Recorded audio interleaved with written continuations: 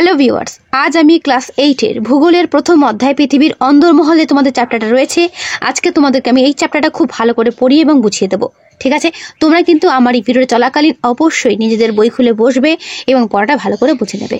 ওকে, তো দেখো, পৃথিবীর যে অন্দরমহল মানে কি, পৃথিবীর মধ্যেকার খবর আজকে আমরা জানবো। পৃথিবীর মানে মধ্যেকার কি কি বৃত্তান্ত রয়েছে সেটা আমরা এই চ্যাপ্টারটা পড়লেই বুঝতে পারবো। ঠিক আছে, ওপরে যেটুকু রয়েছে সেটুকু তোমরা নিজেরা রিডিং পড়ে নেবে, এটা পড়ার মতো কিছুই নেই। একদম নিচে চলে এসো, দেখো ব্লু কালার যে সমস্ত লাইনগুলো রয়েছে সেগুলো ভালো করে দেখো। বলছে পৃথিবীর যে শক্ত পিঠটার উপর আমরা আছি তার নিচে কি আছে? কেউ কি কখনো দেখেছে পৃথিবীর ভিতরটা কেমন? পৃথিবীর কেন্দ্র পর্যন্ত দেখতে গেলে কত গভীর গর্ত খুঁড়তে হবে? পৃথিবীর ভেতরটা কেমন তা কতটা জানা সম্ভব হয়েছে?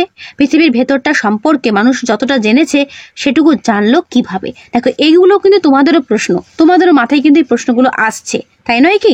তো চলো, সেটা আমরা প্রত্যেকটাই পুরো চ্যাপ্টারটা পড়ার পরে বুঝতে পারবো। বলছে পৃথিবীর ব্যাসার্ধ ৬৩৭০ কিলোমিটার, অর্থাৎ ভূপৃষ্ঠ থেকে পৃথিবীর কেন্দ্রের দূরত্ব ৬৩৭০ কিলোমিটার। বোঝা গেল? এটা কিন্তু পরীক্ষাতে ভীষণ ইম্পর্টেন্ট একটা প্রশ্ন আসার মতো, এটা ভালো করে হাইলাইট করে রাখো অথবা পেন দিয়ে মার্ক করে রাখো। কি না, পৃথিবীর ব্যাসার্ধ কত? তোমরা জানো ব্যাসার্ধ কি, ব্যাস কি? একটা গোল বৃত্ত এঁকে তার মাঝ বরাবর যে দাগটা আমরা পুরোটা কাটি সেটা হচ্ছে ব্যাস, আর সেই ব্যাসের হাফ হচ্ছে ব্যাসার্ধ। বুঝতেই পারছো? ঠিক একদম ওপরের পাতায় চলে এসো। ছবি যদি আমরা দেখি পৃথিবীর, মনে করো এটা পৃথিবীর ছবি, এই মাঝ বরাবর যদি আমরা এইভাবে কাটি সেটা হবে ব্যাস, আর হাফ যেটা সেটা হচ্ছে ব্যাসার্ধ। তাহলে পৃথিবীর ব্যাসার্ধ কত? একটু আগেই পড়লাম, ৬৩৭০ কিলোমিটার। ওকে, মনে রাখবে। তাহলে এই ৬৩৭০ কিলোমিটার গর্ত খোঁড়া কি সম্ভব? অত দূর? তবেই না আমরা পৃথিবীর কেন্দ্রে গিয়ে পৌঁছাবো। বলছে দক্ষিণ আফ্রিকার পৃথিবীর গভীরতম খনির সোনা গভীরতা হচ্ছে ৩ থেকে ৪ কিলোমিটার, যার নাম হচ্ছে রবিনসন দ্বীপ। মনে রাখবে, জানা গেছে প্রতি ৩৩ মিটার গভীরতায় প্রায় ১ ডিগ্রি সেলসিয়াস করে পৃথিবীর অভ্যন্তরে তাপমাত্রা কিন্তু বাড়ছে। তাহলে কত মিটার গভীরতায় ১ ডিগ্রি সেলসিয়াস করে তাপমাত্রা বাড়ে? ৩৩ মিটার গভীরতায়। পৃথিবী পৃষ্ঠে গড় তাপমাত্রা যদি ১৫ ডিগ্রি সেলসিয়াস হয়, তাহলে অঙ্কের হিসেবে রবিনসন দ্বীপের সোনার খনির শ্রমিকদের কতটা গরম সহ্য করতে হয় ভাবো তোমরাই একবার। যারা ওখানে সোনা তুলতে নামে তাদের কতটা গরম সহ্য করতে হয়। ছবিটা দেখতেই পাচ্ছ, ঠিক ছবিটা ফলো করবে। দেখো, আমি যেগুলো হাইলাইট করে রেখেছি পরীক্ষাতে কিন্তু এই জায়গাগুলো থেকে প্রশ্ন আসবে, কিন্তু শুধুমাত্র পরীক্ষায় কি প্রশ্ন দেবে সেটা পড়লে কি হবে? তাহলে তো ভূগোলের পড়ার কোনো মানেই বুঝতে পারবে না। তার জন্য কি করতে হবে? পড়াটা ভালো করে খুঁটিয়ে পড়তে হবে। দেখো ডান দিকে কি রয়েছে, পৃথিবীর গভীরে কি আছে জানার জন্য খনি ছাড়াও উত্তর পশ্চিম রাশিয়ার কোলা উপদ্বীপের ১২ কিলোমিটার গভীর গর্তটি হলো পৃথিবীর গভীরতম কৃত্রিম গর্ত। এটা মনে রাখবে। পৃথিবীর গভীরতম কৃত্রিম গর্ত কি বা কোথায় আছে? পৃথিবীর গভীরতার এতটা কিমির কাছে, অর্থাৎ ৬৩৭০ কিমির কাছে ১২ কিমি খুবই নগণ্য, কিছুই না, এতটাই কম। তাহলে বুঝতেই পারছো পৃথিবীর অন্দরমহল সম্পর্কে তথ্য সংগ্রহ করতে যাওয়াটা কতটা কঠিন। অর্থাৎ যদি কেউ মনে করে আমরা গর্ত খুঁড়ে করে একদম পৃথিবীর কেন্দ্রে চলে যাবো, তবে দেখতে পাবো পৃথিবীর কেন্দ্রে কি কি আছে, অসম্ভব। কারণ সেখানকার তাপমাত্রা অনেকটাই বেশি। ঠিক তার পরের পাতা চলে এসো, পৃথিবীর রহস্য। বলছে পৃথিবী কিন্তু মাঝে মধ্যেই বুঝিয়ে দেয় তার ভিতরে কি আছে। কিরকম ভাবে বুঝিয়ে দেয় সেটা জানতে পারবো। দেখো ছবি তো দেখতেই পাচ্ছ, জানতেই পারছো তো কি। বলছে আগ্নেয়গিরির মুখ থেকে গলিত অর্ধতরল উত্তপ্ত লাভা বের হয়। তোমরা জানো আমাদের পৃথিবী থেকে মাঝে মাঝে কি হয়, পৃথিবী পৃষ্ঠ থেকে লাভা বের হয়। আবার কখনো কখনো প্রবল ভূমিকম্পের ভূপৃষ্ঠটা কেঁপে ওঠে, হয় না? আবার উষ্ণ প্রস্রবণে ভূগর্ভ থেকে ফুটন্ত জল বের হয়। তো শুনেছো গরম জল বের হয়, একটা জায়গা আছে, যদি কেউ জানো কোন জায়গায় গরম জল বের হয় আমাকে অবশ্যই কমেন্টে জানাবে। ঠিক আছে, এই উষ্ণ প্রস্রবণ যেটা আছে আর কি, ফুটন্ত জল ভূপৃষ্ঠ থেকে অটোমেটিক্যালি বের হচ্ছে, সেটা আর কোথাও নয়, আমি বলে দিচ্ছি, উত্তর বক্রেশ্বরে। ঠিক আছে, যদি কেউ গিয়ে থাকো অবশ্যই দেখবে, আর যদি না গিয়ে থাকো একবার যেও দেখতে পাবে। তাহলে এই সমস্ত প্রাকৃতিক ঘটনাগুলোই কিন্তু আমাদের বলে দিচ্ছে যে পৃথিবীর মধ্যে কি হচ্ছে বা কি হতে পারে। বলছে পৃথিবীর সৃষ্টি হয়েছিল আজ থেকে প্রায় ৪৬০ কোটি বছর আগে। তখন পৃথিবী ছিল প্রচণ্ড উত্তপ্ত গ্যাসীয় পিণ্ড। সময়ের সাথে সাথে উপরি পৃষ্ঠটা আগে প্রথমে কি হয়ে গেছে, ঠান্ডা হয়ে শক্ত হয়ে গেছে, কিন্তু পৃথিবীর ভেতর ভাগ অর্থাৎ অভ্যন্তর ভাগ এখনো কিন্তু বিরাট অগ্নিকুণ্ড হয়ে আছে, অর্থাৎ আগুনের একটা গোলা বলতে পারো পৃথিবীর মধ্যেকার জায়গাটা। ঠিক আছে, ডান দিকে দেখো কি রয়েছে, ম্যাগমা কি, স্টার করে রাখো, এটা কিন্তু পরীক্ষাতে আসবে। ম্যাগমার সংজ্ঞা, লাভার সংজ্ঞা। বলছে ভূপৃষ্ঠের পদার্থ, ভূপৃষ্ঠে নয় ভূগর্ভের পদার্থ প্রচন্ড চাপ ও তাপে গ্যাস বাষ্প মিশ্রিত হয়ে গলিত অবস্থায় থাকলে তাকে বলা হয় ম্যাগমা। অর্থাৎ পৃথিবীর অভ্যন্তরে যে গলিত লিকুইডটা রয়েছে, অর্থাৎ যে লিকুইডটা রয়েছে সেটাকে বলা হচ্ছে ম্যাগমা, সেটা কিন্তু গলিত অবস্থায় রয়েছে। আর লাভা কি, ম্যাগমাটাই লাভা, কিন্তু কখন লাভা, যখন সেটা পৃথিবীর বাইরে বেরিয়ে আসছে। অর্থাৎ পৃথিবীর যখন পৃথিবীর পৃষ্ঠটা অর্থাৎ ভূপৃষ্ঠ তখন ফেটে গিয়ে ওই ম্যাগমাটা ভেতর থেকে বাইরে বেরিয়ে আসছে, তখন তো সেরকম আর লিকুইড থাকবে না। বাইরে ঠান্ডা হাওয়াতে ওই ম্যাগমাটা একটু জমাট বাঁধা হয়ে যায়, সেই জন্য ম্যাগমাটার নাম তখন আর ম্যাগমা থাকে না, হয়ে যায় লাভা। চলো পড়ি কি আছে দেখো। ভূগর্ভের গলিত উত্তপ্ত অর্ধতরল ম্যাগমা যখন ফাটল দিয়ে ভূপৃষ্ঠের বাইরে বেরিয়ে আসে তখন তাকে লাভা বলে। তাই লাভা ম্যাগমা কাকে বলে অবশ্যই ভালো করে মার্ক করে রেখো, পরীক্ষায় কিন্তু এখান থেকে প্রশ্ন আসবে। তোমাদের একটা কথা বলি, আমি যখন এটা পড়াচ্ছি অবশ্যই কিন্তু পেন আর পেন্সিল নিয়ে বসবে, কারণ আমি যে জায়গাগুলো বলছি ইম্পর্টেন্ট, পরীক্ষাতে তার মধ্যেই প্রশ্ন আসবে, এটুকু 100% গ্যারান্টি। তাই পড়া চলাকালীন তোমরা কিন্তু এটা করো, ওকে? আর যদি কোনো রকম কোনো প্রশ্ন নিয়ে কোনো প্রবলেম হয় অবশ্যই নির্দ্বিধায় আমার কমেন্টে জানাবে, ঠিক আছে? আমি তোমাদের উত্তর দিয়ে দেবো, ওকে? তারপর ঠিক নিচের দিকে চলে এসো। বিশ্বদ্বীপ বক্রেশ্বরে বেড়াতে গিয়ে, বলছিলাম একটু আগেই বক্রেশ্বরে আছে, সেখানে গিয়ে উষ্ণ প্রস্রবণ বা হট স্প্রিং দেখেছিল। মাটির নিচ থেকে আপনা আপনি অনবরত বেরিয়ে আসছে গরম ফুটন্ত জল। ও মাকে জিজ্ঞেস করতে জানলো পৃথিবীর ভৌম জল, ওটা কি আর কিছুই না, পৃথিবীর ভৌম জল তো পৃথিবীর ভেতরকার জল। ভূতাপের পৃথিবীর ভেতরকার তাপ সেটা সংস্পর্শে এসে গরম হয়ে ফুটতে শুরু করে, পৃথিবী পৃষ্ঠের ফাটলের মধ্যে সেই উষ্ণ জল বাইরে বেরিয়ে আসে, একে বলে উষ্ণ প্রস্রবণ, ঠিক আছে? তারপর ডান দিকে দেখা রয়েছে ভূতাপ কি। ভূতাপ হলো এক ধরনের শক্তি, পৃথিবীর কেন্দ্রের তাপ ধীরে ধীরে বাইরের দিকে অর্থাৎ পৃথিবী পৃষ্ঠের দিকে আসতে থাকে, এই তাপ শক্তিকেই বলা হয় ভূতাপ শক্তি। বলছে পৃথিবীর বহু দেশে এই তাপ শক্তি থেকে বিদ্যুৎ উৎপাদন করা হয়। আইসল্যান্ড তাদের দেশের বিদ্যুতের চাহিদা প্রায় 30% ভূতাপ শক্তি দ্বারা মেটায়। আমেরিকা যুক্তরাষ্ট্র পৃথিবীর মধ্যে সবচেয়ে বেশি ভূতাপ শক্তি থেকে বিদ্যুৎ উৎপাদন করে। ভূতাপ শক্তি থেকে বিদ্যুৎ উৎপাদন করলে জীবাশ্ম জ্বালানির অর্থাৎ কয়লা, খনিজ তেল এদের যে ব্যবহার সেটা কমানো যায়। ভারতের কোথায় কোথায় ভূতাপ বিদ্যুৎ কেন্দ্র আছে জানার চেষ্টা করো। এরপরে চলেছে তার পরের পাতা, পৃথিবীর ঘনত্ব। বলছে ভূপৃষ্ঠের গড় ঘনত্ব মাত্র 2.6 থেকে 3.3 গ্রাম পার ঘন সেমি, এটা হচ্ছে ভূপৃষ্ঠের গড় ঘনত্ব। পৃথিবীর কেন্দ্রের কাছে পদার্থের গড় ঘনত্ব প্রায় 11 গ্রাম পার ঘন সেমি, সেটা বেড়ে পৃথিবীর একেবারে কেন্দ্রে প্রায় 13 থেকে 14 গ্রাম পার ঘন সেমি হয়। কিন্তু কৃত্রিম উপগ্রহ বিচারে সামগ্রিকভাবে পৃথিবীর গড় ঘনত্ব 5.5 গ্রাম পার ঘন সেমি। মনে রাখবে পৃথিবীর গড় ঘনত্ব কত, ঠিক আছে? এখানে এটাই প্রশ্ন। তার ডান দিকে চলে এসো, ঘনত্ব কি। মনে রাখবে একক আয়তনে পদার্থের কতটুকু ভর আছে তার পরিমাপকে পদার্থের ঘনত্ব বলে। প্রতি ঘন সেমি জায়গায় পদার্থের ভর কতটা সেটাই হচ্ছে সেই পদার্থের ঘনত্ব, ঠিক আছে? এটুকু পড়লেই হবে। এবার চলে এসো নিচের দিকে।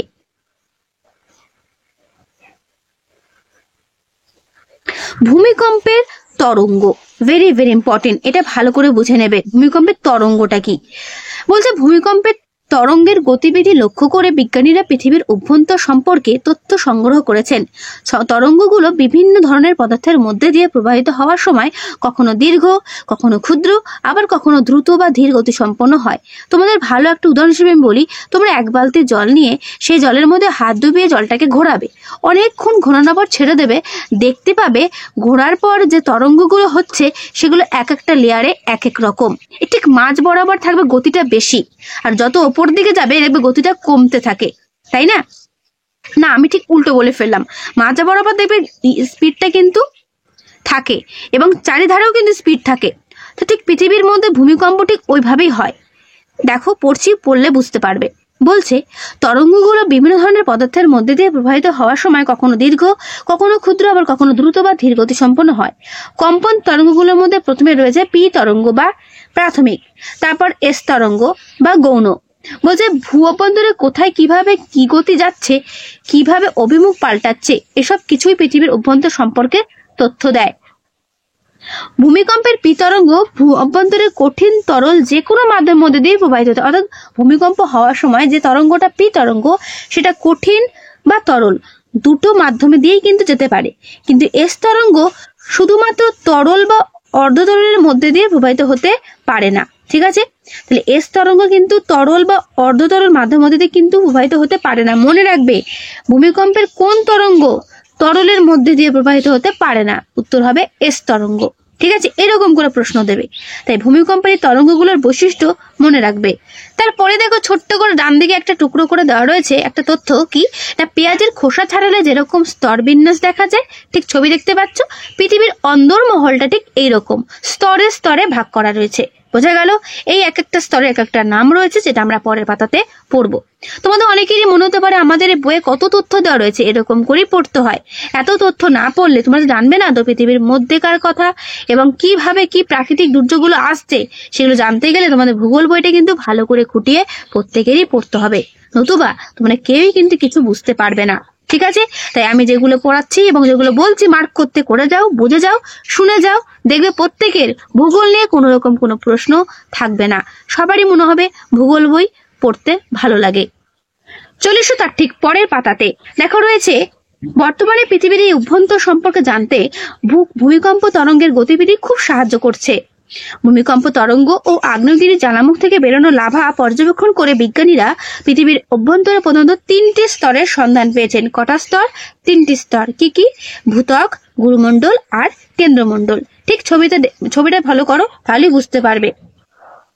একটা আমকে যদি মানে আম বা আপেল যাই হোক যদি কাটা হয়, তাহলে দেখো পুরো বাইরের যে ইয়েটা আস্তরণটা সেটাকে বলছে ভূত্বক, ভূত্বকের ঠিক ভেতরটাকে বলছে গুরুমণ্ডল, আর ঠিক তার ভেতরটাকে বলছে কেন্দ্রমণ্ডল।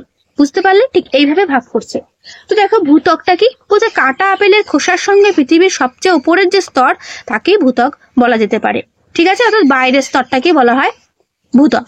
ঠিক আছে, এরপর চলে এসো গুরুমণ্ডল, অর্থাৎ যেটা কিনা ভূত্বকের ভেতরে অবস্থান করছে। আর যেটা বললাম কেন্দ্রমণ্ডল, একদম কেন্দ্র বরাবর যে এরিয়াটা তাকে বলা হচ্ছে কেন্দ্রমণ্ডল। ঠিক আছে, আজকে প্রথমে আমরা ভূত্বক ডিটেলস পড়বো, তারপর গুরুমণ্ডল, তারপর কেন্দ্রমণ্ডল। ওকে, তো দেখো ভূত্বকটা তো জানলেই। এইবার বলছে এই ভূত্বকে দেখো দুটো আবার ভাগ রয়েছে। বলছে মহাসাগরের নিচে ভূত্বক গড়ে 5 কিলোমিটার, আর মহাদেশের নিচে ভূত্বক গড়ে 60 কিলোমিটার গভীর। অর্থাৎ এই যে ডিস্টেন্সটা, লেয়ারটার কি এটার কথা বলছে, যে মহাসাগরের নিচে ভূত্বক কখনো 5 কিলোমিটার পুরু, আর মহাদেশের নিচে ভূত্বক 60 কিলোমিটার গভীরতা। বোঝা গেল? এর গড় গভীরতা প্রায় 30 কিলোমিটার। মহাসাগরের নিচে প্রধানত সিলিকন আর ম্যাগনেসিয়াম দিয়ে তৈরি স্তরটাকে বলা হচ্ছে সীমা। মনে রাখবে, এটা কিন্তু যা পড়ছো সবই কিন্তু ভূত্বকের ডিটেলস পড়ছো। ভূত্বককে দুভাগে ভাগ করা যায়। ভূত্বককে একটা হচ্ছে শিয়াল, একটা হচ্ছে সীমা। সীমাটা কি? যেটা সিলিকন আর ম্যাগনেসিয়াম দ্বারা গঠিত, এটা কিন্তু সমুদ্রের নিচে আছে, তো মহাসাগরের নিচে আছে। আর শিয়াল যেটা, সেটা সিলিকন আর অ্যালুমিনিয়াম দ্বারা গঠিত, এটা কিন্তু মহাদেশের নিচে আছে। অর্থাৎ আমরা যেখানে বসবাস করছি, আমরা তো মহাদেশে বসবাস করছি, আমাদের মাটিটা যেটা রয়েছে সেটা কিন্তু শিয়াল দ্বারা গঠিত, অর্থাৎ সিলিকন আর অ্যালুমিনিয়াম দ্বারা গঠিত। বোঝা গেল? পরীক্ষা কিন্তু আসে শিয়াল সীমা কি আর এদের পুরো নাম কি, অথবা কি কি উপাদান দ্বারা শিয়াল সীমা গঠিত। ক্লিয়ার? বুঝতে পারলে? ভালো করে পড়বে। আমার এই পড়ানোর পর তোমরা কিন্তু অবশ্যই ভিডিওটা বন্ধ করার পর নিজেরা আরেকবার বই খুলে প্রথম থেকে শেষ পর্যন্ত একবার রিভিশন করবে, তাহলে দেখবে পড়াটা ভালো করে বুঝে যাচ্ছ। তারপর দেখো রয়েছে শিয়াল মানে গ্রানাইট শিলা, আর সীমা মানে সেখানে কি রয়েছে? ব্যাসাল্ট শিলা রয়েছে। ওকে, তোমরা জানো এগুলো কিন্তু সব আগ্নেয় শিলা। ওকে, তারপর দেখো নিচে রয়েছে এই শিয়াল ও সীমার মাঝ বরাবর কিছু বিযুক্তি রেখা দেখা যায়। এই রেখাগুলো পরীক্ষা কিন্তু ভেরি ভেরি ইম্পর্টেন্ট, এই রেখাগুলো কিন্তু আসবে। শিয়াল সীমা এদের মাঝে যে রেখাটা দুটোকে আলাদা করে পার্থক্য করেছে বা ভাগ করেছে, সেটা হচ্ছে কনরাড বিযুক্তি রেখা। আর বিযুক্তি রেখা জিনিসটা কি সেটা তো উপরে দেওয়াই রয়েছে। বলছে ভূপৃষ্ঠ থেকে কেন্দ্র পর্যন্ত যেখানে যেখানে ভূমিকম্পের তরঙ্গের গতিবেগ পরিবর্তিত হয়, সেখানটাকে ভূতত্ত্ববিদরা বললেন এক একটা বিযুক্তি রেখা। অর্থাৎ ভূমিকম্প এক একটা জায়গায় তো কম, একটা জায়গায় বেশি, একটা তারও বেশি, এরকম ভাবে তো হচ্ছে। তো সেইভাবেই সেগুলোকে এক একটা স্তরে ভাগ করেছে। সেই স্তরগুলোকে ভাগ করার জন্য একটা করে রেখা দরকার, সেগুলিকে বলা হচ্ছে বিযুক্তি রেখা। বোঝা গেল? তাহলে শিয়াল ও সীমা স্তরের মাঝখানে কোন রেখা রয়েছে? কনরাড বিযুক্তি রেখা রয়েছে। এরপর নিচে চলে এসো, পৃথিবীর সবচেয়ে বাইরের স্তর অত্যন্ত পাতলা, ভূত্বকের শিলা নানা খনিজ সম্পদে সমৃদ্ধ। ভূত্বকের একেবারে উপরে কি রয়েছে? উপরে রয়েছে মাটি, যেখানে আমরা বসবাস করছি, তাই না? ভূত্বকের বেশিরভাগ অংশ জুড়ে কি রয়েছে? অক্সিজেন রয়েছে। বায়ুমণ্ডলের চেয়ে অনেক বেশি অক্সিজেন পৃথিবীর ভূত্বকের সঙ্গে নানা রাসায়নিক অবস্থায় কিন্তু মিশে রয়েছে। মানে বায়ুমণ্ডল থেকেও ভূত্বকের সঙ্গে কিন্তু মিশে রয়েছে নানান রাসায়নিকের সঙ্গে। ভূত্বকের দ্বিতীয় প্রধান উপাদান তার নাম হচ্ছে সিলিকন। মনে রাখবে, ভূত্বকের দ্বিতীয় প্রধান উপাদানের নাম কি? উত্তর সিলিকন। সিলিকনও কিন্তু রয়েছে। তাই এই পাতাতে দেখো কত ইম্পর্টেন্ট তথ্য আমরা জানতে পারলাম, যেগুলো এখানে হাইলাইট করা আছে এবং ভালো করে স্টার করা আছে, সেগুলো কিন্তু তোমরা তোমাদের বইয়ে মার্ক করে রেখো। ওকে, এখান থেকে প্রশ্ন পরীক্ষাতে আসবে। আশা করি ভূত্বক নিয়ে তোমাদের কারো কোনো প্রশ্ন নেই। আর হ্যাঁ, তোমরা কিন্তু অবশ্যই বাড়িতে এই ছবিটা প্র্যাকটিস করবে, তাহলে তোমাদের এই ভূত্বক, কেন্দ্রমণ্ডল ও গুরুমণ্ডল নিয়ে তোমাদের পুরো ধারণাটা পরিষ্কার হয়ে যাবে। এবং এই ছবিটা কিন্তু পরীক্ষাতে আসেও, যে পৃথিবীর অভ্যন্তর ভাগের ছবি চিত্রের মাধ্যমে দেখাও, বা অভ্যন্তরের মানে ভাগগুলো চিত্রের মাধ্যমে এঁকে দেখাও। তাই এই ছবিটা কিন্তু প্রত্যেকেই প্র্যাকটিস করো। তোমাদের প্রথম ইউনিট টেস্ট পরীক্ষা 2025 যেটা হতে চলেছে, সেখানে কিন্তু আসবে, তাই ভেরি ভেরি ইম্পর্টেন্ট, করবে কিন্তু। এরপর চলে এসো গুরুমণ্ডল। আর হ্যাঁ, বইটা দাগানো বলে হয়তো তোমাদের একটু অসুবিধা হতে পারে, আমি তো পুরনো বই নিয়ে পড়াচ্ছি, তোমাদের হয়তো নতুন বই চলে আসবে, তাই তোমরা এই দাগানোটা না নোটিস করে শুধুমাত্র পড়াটা ভালো করে বুঝে নাও, ঠিক আছে? দেখো, গুরুমণ্ডল। গুরুমণ্ডল কি? যেটা কিনা ভূত্বকের পরবর্তী স্তর, তাই না? বলছে ভূত্বক ছাড়িয়ে পৃথিবীর অভ্যন্তরে প্রায় 2900 কিলোমিটার পর্যন্ত এই ঘনত্ব হলো এই গুরুমণ্ডল। এই স্তরের উষ্ণতা 2000 ডিগ্রি সেলসিয়াস থেকে 3000 ডিগ্রি সেলসিয়াস। পদার্থের ঘনত্ব 3.4 থেকে 5.6 গ্রাম ঘন সেমি। এই স্তরের প্রধান উপাদান লোহা, নিকেল, ক্রোমিয়াম, ম্যাগনেসিয়াম আর সিলিকন। মনে রাখবে, গুরুমণ্ডলের 30 থেকে 700 কিলোমিটার পর্যন্ত অংশে ক্রোমিয়াম, লোহা, সিলিকন, ম্যাগনেসিয়াম প্রাধান্য দেখা যায়, যাকে বলা হচ্ছে ক্রোফেসিমা। আর তার ঠিক পরের স্তরে দেখা যাচ্ছে নিফেসিমা, অর্থাৎ নিকেল, ফেরাস, সিলিকন আর ম্যাগনেসিয়াম, অর্থাৎ ফেরাস বলতে লোহা। বোঝা গেল? যেরকম আমরা ভূত্বকে পড়েছিলাম শিয়াল সীমা, সেরকম গুরুমণ্ডলে রয়েছে দুটো স্তর, মানে গুরুমণ্ডলেরই ভাগ আর কি, ক্রোফেসিমা, নিফেসিমা। মনে রাখবে কি কি উপাদান দ্বারা ক্রোফেসিমা গঠিত, কি কি উপাদান দ্বারা নিফেসিমা গঠিত। ওকে, এরপর চলে এসো, ভূত্বক ও গুরুমণ্ডলের মাঝে কোন বিযুক্তি রেখা রয়েছে? মোহরভিসিক বিযুক্তি রেখা, ভেরি ভেরি ইম্পর্টেন্ট। আর ক্রোফেসিমা, নিফেসিমার মাঝে কোন বিযুক্তি রেখা রয়েছে? রেপিত্তি বিযুক্তি রেখা। ওকে, বুঝতে পেরেছো? আশা করি তোমরা প্রত্যেকেই বুঝতে পারছো। ভিডিওটা একটু লং হলেও চ্যাপ্টারটা কিন্তু আমি পুরোটাই তোমাদের পড়িয়ে দিচ্ছি, তোমাদের পড়তে এবং বুঝতে কোনোটাই কোনো অসুবিধা হবে না। দেখো, এরপরে চলে এসো নিচের দিকে, অ্যাস্থেনোস্ফিয়ার। বলছে শিলামণ্ডলের নিচে গুরুমণ্ডলের ওপরের অংশে বিশেষ স্তরটি হলো অ্যাস্থেনোস্ফিয়ার, অর্থাৎ ভূত্বক ও গুরুমণ্ডলের মাঝ বরাবর এটা কিন্তু রয়েছে। অ্যাস্থেনোস্ফিয়ার একটি গ্রিক শব্দ, যার মানে হচ্ছে দুর্বল স্তর, মানে একটা দুর্বল স্তর। বোঝা গেল? এই স্তরে আর কি পদার্থ গলিত ও নরম প্রকৃতির হয়। অত্যধিক তাপ ও চাপে এখানকার শিলা সান্দ্র অবস্থায় আছে।